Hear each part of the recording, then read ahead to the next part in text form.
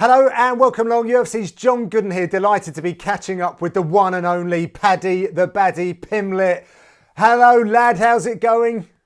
I'm good, John. Nice one for having me. Thank you very much. Oh, listen, the pleasure is all ours. The last time we spoke officially online like this, we were announcing your signature to the UFC roster. Things have changed. That Cage Warriors aspect of your life is behind you. The build-up is it's in the past now. You are officially on your way to your first fight. What kind of feelings is this arousing right now? I just can't wait, to be honest. I can't wait to put on a show for everyone. Everyone's been waiting for this for years, just like I have, and I'm gonna put on a show for everyone, lad. It's gonna be special. Now we actually encountered one another just yesterday, I think it was, in a Yeah. very quick offline chat. And one thing that came out of that was this whole thing around Las Vegas, where you told me that you never wanted to visit Las Vegas until you had to compete there. Well, you kind of got your wish, but I want to know what the thinking was behind you kind of blacklisting Las Vegas for a lad's holiday, perhaps, so that it could only ever be somewhere that you were going to fight first. Yeah, I always said I'm not, like, a few of my mates have been to Las Vegas and partied and stuff, and I always said I'm not going to Vegas. I'm going when I fight there, and that'll be the first time that I go, and it's come to fruition. Know what I mean? If you see something in your future and visualize it, it'll happen, and it's happened. There were rumours of this going down in London. It switched over to Las Vegas. Did you expect the first time that you step into that octagon to be in Las Vegas? And I know you're happy it's this way. No, I didn't expect it, to be honest. Obviously, I thought that they'd want me on a card in the UK. You know what I mean? I thought the UFC want me on a card in the UK with a crowd because everyone knows what my entrance like and what energy I bring. So uh, I wanted it to be in the UK, to be honest, but at the same time, I'm very happy it's in Vegas. Yeah, yeah. Well, you've done the fight week with your colleagues before, Chris Fishgold and of course Molly McCann, so you sort of understand what you're walking into. But what are you most excited about for this whole process? Um, Getting that 50 grand bonus when I win. That's that's going to be the best part about it, lad. Definitely getting that bonus when I get my hand raised. So there's nothing like you haven't got like a little list that you've compiled about like seeing the PI shaking Dana's hand, any of these things. It's purely about picking up that bag. Yeah, I'm gonna have Dana in a headlock. Never mind shaking his hand, lad. I'm gonna have him in a headlock, lad. And that's the good thing about it being in Vegas. I'll get to meet all the hierarchy of the UFC, and I'll get to speak to everyone. And that's everyone's gonna be like, this is the new kid on the block. Yeah. Well, I've been following what's been happening on the socials since you signed, and I have to say, like, the reaction's been massive. I always knew that you had a big following in Liverpool, but obviously that has extended. You've been speaking to international media as well. How have you dealt with this new level of stardom within our MMA community? I've just took it all in my stride, to be honest. I like this is my destiny. You know what I mean? To be one of the biggest to be the biggest MMA fighter in the world, and this is it. I'm just taking it all in my stride because it's only going to get bigger and better, and I'm just going to keep rising and rising and rising, and I can't wait to do it. Like I said, it's my destiny. This, and I've seen it all in the future, and I know what's coming. Some people are going to get a fright. Did you expect this level of interest in your first fight in the UFC? Yeah, everyone wants to know the Baddy, lad. You know what I mean? Everyone, whether you love me or you hate me, you want to watch me fight. It's that simple. Yeah. Well, let's talk about the fight then, and walk me through it, Paddy. What's going to happen? If we're looking at the world through your eyes, you're in the locker room going forward. What are the kind of things that we're going to see and hear, and then what's that kind of violence going to be like that you're looking to bring?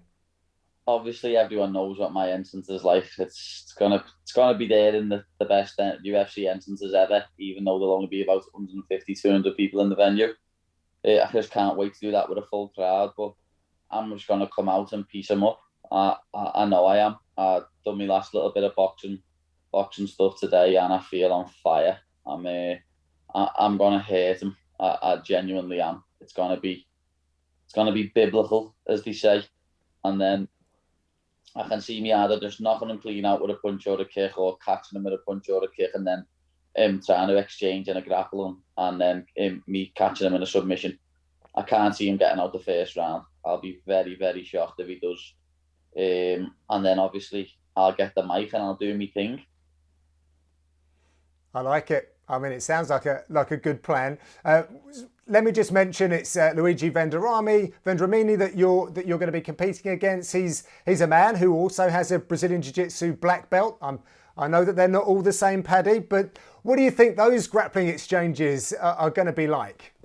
They'll be good. You know what I mean? Obviously, he's a BJJ black belt, but he's not on my level. I don't think he's on my level in terms of jiu-jitsu, wrestling, or striking. I think I'm better than him wherever the fight goes, and I'm going to prove that on Saturday night. Well, next Saturday night in a round. Yeah, I like it. Now, he's apparently upset you a little bit. And I know that you're quite quick on the trigger to set the record straight. But what was it that he did or said that got you a little bit riled? To be honest, it's not even him, really, is it? It's his manager. Okay. They tried to say that I was out the fight when there's not one point in this camp that I've been out of that fight. And they confirmed it with a journalist. And I wasn't out the fight. The UFC might have got on and said there's a potential replacement if anything goes wrong. But they never, he said that was officially out the fight. Did you get a contract with a new name on? Did you sign a new contract with someone else's name on? Because I don't think you did. So sack it with the lies, trying to play mind games. Because I'll be playing mind games with him and I'm in the hotel next week shouting all Portuguese at him. Have you got a few lines ready for him? Oh yeah, and I'll ask Darren for some more. I love that. And what's that going to be like, actually? Because you're going to be on the card with Darren Till, fellow Liverpudlian, and of course your big sis Molly McCann. So I have to say, if I was in the Paddy Pimblett camp and with your coach Paul Rimmer, it couldn't have really been much better to be going all the way overseas with that kind of collective around you. No, it couldn't. It's going to be great. You know what I mean? It's going to be special. I absolutely can't wait for it. It's going to going with my gym family, my big sister. It's going to be proper special, to be honest. What's that going to be like though, sharing the locker room with Molly? I believe she's probably going to be up first. You know, does that have any kind of influence on how you might perform?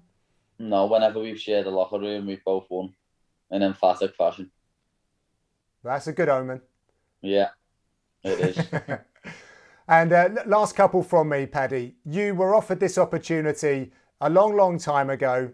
A lot has happened since then. Have you had a chance to think back to what and how things might have transpired if you'd had your UFC debut when you were in your earlier 20s, as opposed to how ready you feel today?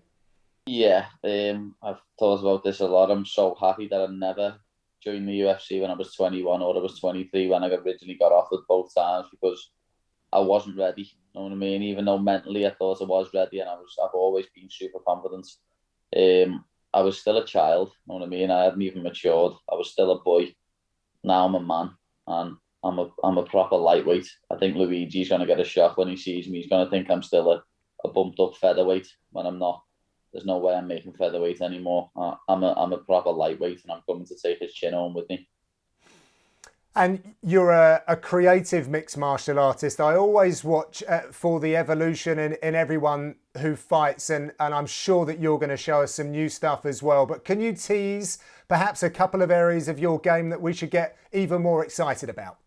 Well, obviously everyone knows how good I am on the ground, so I've been working on my striking a lot over the past year, 18 months, and people are going to see these hands. They're going to see the kicks that I'm bringing out, and I think he's going to be the one shooting in on me, to be honest.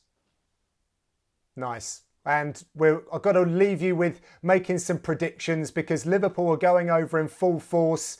If we just say you, Till, Molly, I mean, Tom Aspinall, I mean, he's sort of an adopted Scouse, isn't he, in a way, but how's it going to go down? How many victories and losses are we going to see out of you guys? Oh, we're going to get them all. We're coming for them W's, lad. Goes without saying, we're all going to get the win. I'm expecting all the UK guys to get the win. All your Jack Shaws and that. Everyone's coming for them W's, lad. Great stuff. Paddy, thank you very much for your time today. All the best stateside, and we'll catch up with you when you get back. You're more than welcome, John. Thank you very much for having me. Safe travels, my friend. Custy.